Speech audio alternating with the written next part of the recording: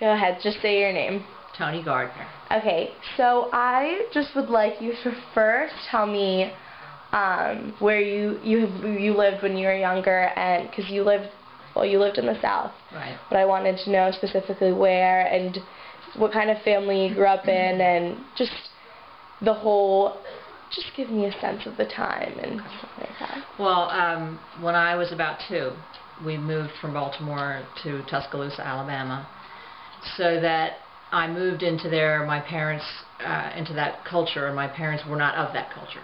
So we were basically outsiders moving in, and it was the late 50s, and I was there from the, well, no, 54. Moved there from 1954 to 1964 is when I lived in Alabama, Tuscaloosa, and then a little tiny town called Demopolis, which was, if you've seen To Kill a Mockingbird, it was just like that. Okay. The little town that I lived in.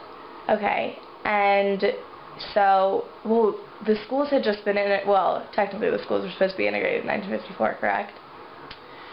The schools that I went to were definitely all white. All white. Definitely. Yeah. Did you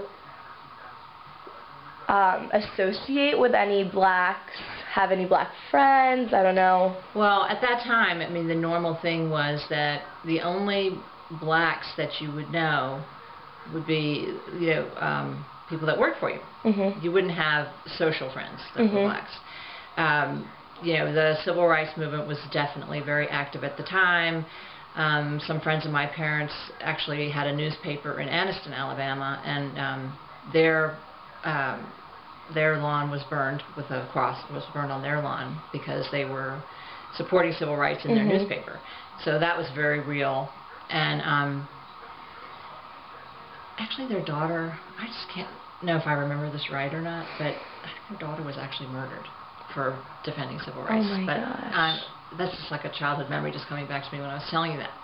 So there were some really weird things that happened like that. For instance, I can actually I don't remember everything in my childhood, but I can definitely remember the first time I was in a public place and I saw the water fountains with the signs.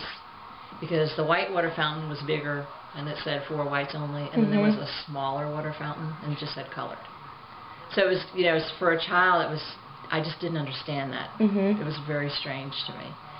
And there were just things you would hear your parents talk about, and my parents, because we weren't Southern, to them they were kind of just baffled by it, and they would sort of laugh about it, because at that time there were literacy tests for blacks to be able to vote.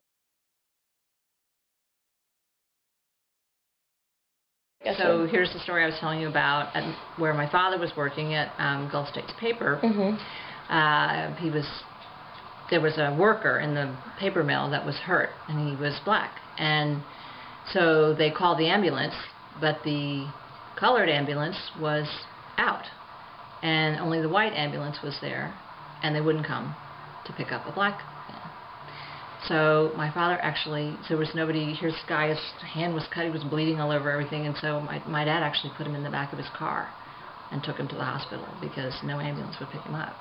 So, I grew up in that type of situation when you're a child, and when it's like being in a war zone where it's sort of a normal thing. That's what you don't know anything else. You just think this is the way the world is. And then I know there were times we couldn't go downtown because there were demonstrations going on. I had no idea what demonstration meant, but I just knew it meant we couldn't go downtown, go to the movies or whatever. So that was kind of and then of course all that sort of prejudice was going on, but then any African American people, the individuals that you knew, the people who worked for you and worked in the company where Dad worked and all that stuff, there were people you absolutely loved, and or you didn't like them but it was nothing to do with their color. It was just people, whether you liked them or not. So, and they were very close to the family, and you were very intimate friends with the ones that were in your house, and there was no sense of prejudice in that way. My parents' friends were not prejudiced. But, do you want me to keep talking? Yes, I was going to say, what about your peers in my peers, you really, as a kid, you're interested in the same things kids are always interested in, right? Each other. You're not really thinking about world affairs or civil rights or whatever. But the only thing that I do remember in that way Hello. was there was a kid in my class, and his name was Bobby Sheldon. And he was a little bit different than the rest. He was a little bit like trashier than the rest of the kids in my class, because I was in a really good public school. It was kind of connected with the University of Alabama, and quite a good school. And this kid was a little different, you know, and he got in fights, and people didn't really like him very much. And 20 years later, I was reading Time magazine, and I saw a picture. His dad was the Grand Imperial Wizard of the Ku Klux Klan. So that was pretty weird. That's And, you know, people had said, teased, taunted him about stuff like that in school, but I didn't really know that it was true until I saw that later, because it was a secret thing. People in the Ku Klux Klan, that was totally secret. And it was considered bad by my... Okay, so with all of that and having that as your surroundings, what was it? Was it in I don't even know what the date was, 1970 something. Or what? When she was, Shirley Chisholm. Yeah, when she ran for president. Was that 1970 something? I don't even know. Shirley Chisholm ran for president? Yeah, well, that's what it says. Jesse Jackson. She was the first woman, Black American, to ever. Sorry, I didn't know that. Well, then was I remember her, and I remember really admiring her. Was that? But Jesse Jackson used to run for president a lot, like regularly, and that was kind of my. That's my kind of what's the word, connotation of an African American running for president was Jesse Jackson, because he did it so many times. And I've heard him speak live, and I think he's really an exciting speaker and just really intelligent person. And you know, I've just kind of, I mean, I've known of him since he was a kid in the 60s, so I've just watched his career. And so to me, he was a person who always ran for president, and I always saw that as just a really noble thing that he was doing, because there was no chance in the world that he was ever going to actually be elected, right? Yeah. So, or, you know, that's how it seemed. And then all of a sudden Obama comes, and that's what was so stunning about it. And I think that was so, for people of my generation, it's like, well, that's something that Jesse Jackson tried all those times, but, you know, wow, it actually happened. And that was just mind-blowing.